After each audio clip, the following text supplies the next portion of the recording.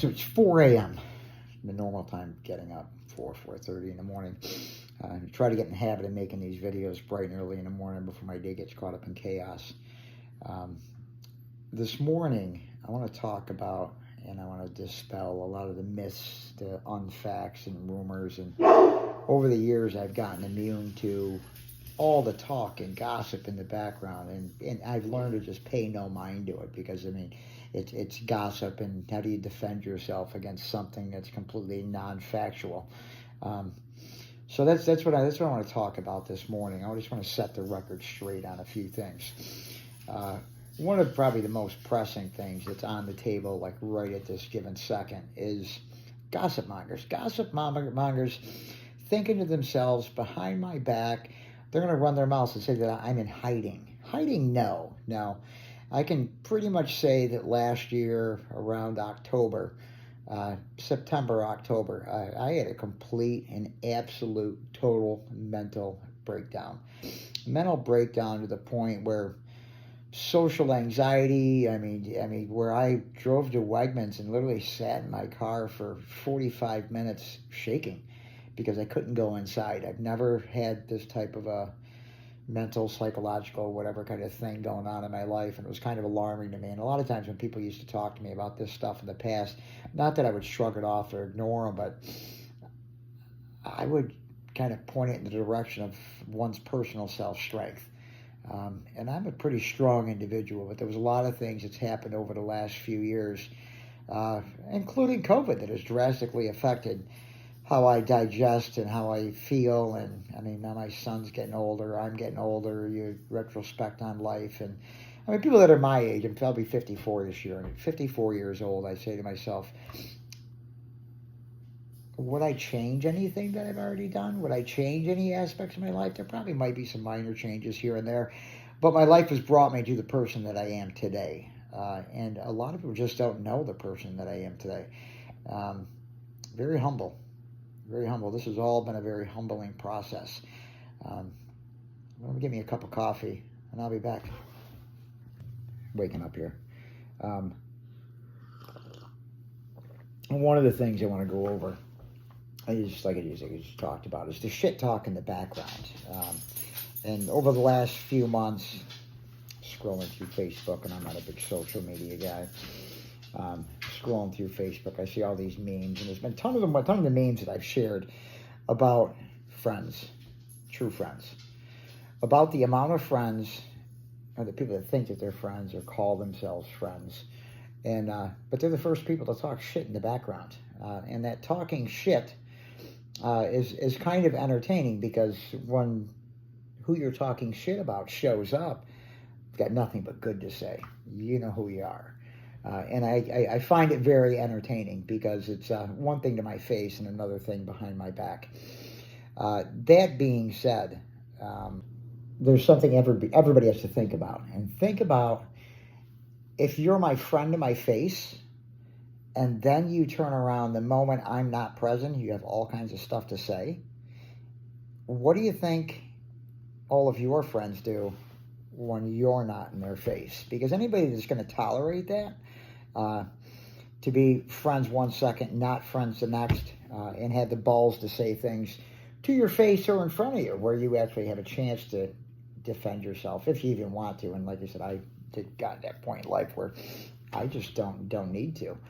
And there's a lot of people that are like that. There's a lot of people that are like that, you know what, if you look back at the history between me and my relationship with those people that have those kind of mouths that run in the background like that, every single one of those people, I can guarantee you, we used to be best friends. We used to be best friends, and I would bend over backwards and take my shirt off and give it to you on whatever day it happens to be. I will help somebody in every aspect that I possibly can, and I've shown and proved myself in that aspect multiple times. So the people that do that to me, they also do that to you. The people that stand there in a room and allow that to happen are just as at fault as the person that did it. So then you sit back and you'll ask yourself, where do these judgment calls come into play? When I was having that, really a mental breakdown, a complete and total mental breakdown. When I was there in that point in life, but I never thought that I would get to there. But when I was there, who took my back? Very small handful of people, very small handful of true friends. Do I question some of the friends? I question everybody now. And I say to myself, do I trust? No, I don't trust really anybody. A small handful of people that I trust, and people that I do trust know who I trust. But with that trust, I also would never put people on the spot. I go out of my way to not do that. My problems become my problems. My problems don't become everybody else's problems. I just want to make that clear. Now, with that trust that's supposed to be unbreakable, especially when it comes to like true friendship. And true friendship to me means a lot because I was raised and brought up in a very different manner, which we're going to get into in a lot later. And I'm going to make it a point for people that have, collateral damage along the way from other people, from myself, from what I've done and where I've been, how it's affected people. I'm going to apologize to some people, but some people, you know what?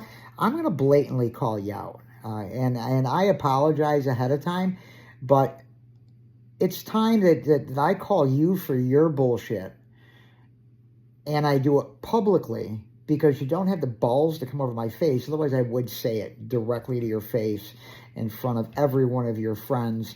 And every one of your friends, their eyebrows are raised because you know what they've done?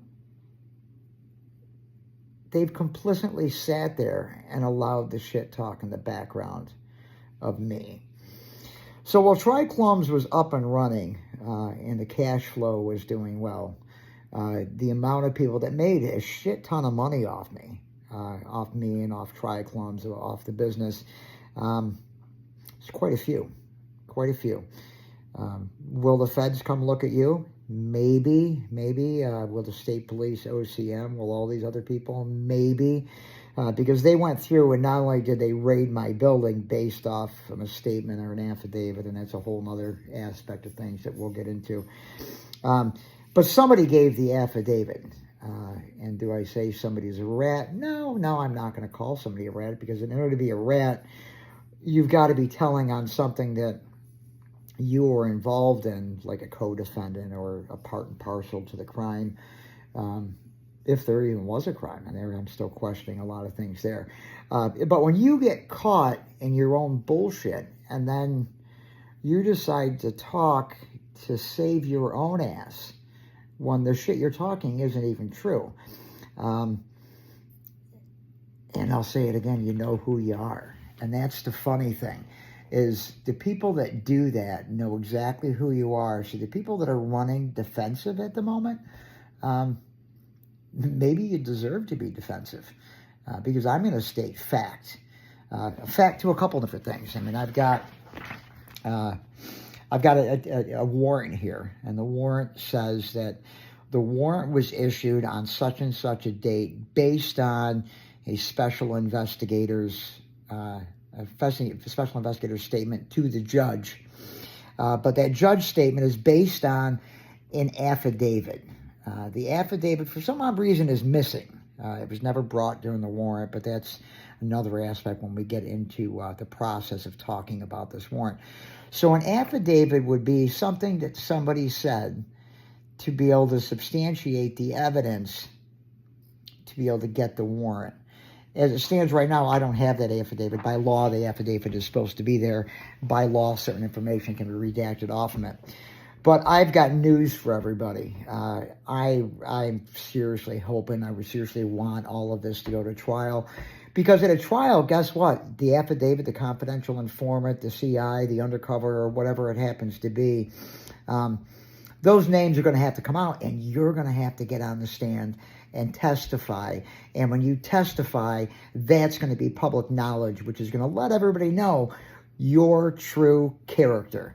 And character is everything. And it goes for myself. I look at me falling off the deep end, and I look at how I've allowed, just by not saying anything, I allowed so many people to interpret and digest my character based on what somebody else has said or is saying in the background where they don't have the guts enough to face themselves or to face me. That's kind of alarming in itself.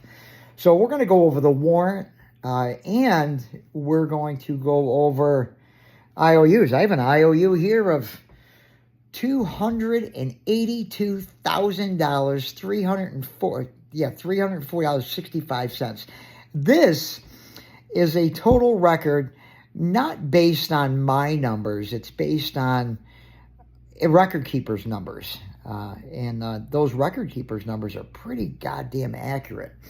And for this individual at $282,000, it's $250,000. That help that I gave to somebody, it bailed their business out, bailed their personal life out, it bailed everything out. And you know what? That is one of the biggest people talking shit in the background. And it's going to be entertaining. I'm going to call you out by name just so you know that down the road. And I think everybody's going to be entertained because I want to watch people squirm. They made me feel uncomfortable. And I'm not going to defend myself by any means. But the affidavit's there. This debt is there. This personal grudge against me is there. And I don't have a personal grudge against anybody. But you know what? There's right and there's wrong. Who's going to be right and who's going to be wrong?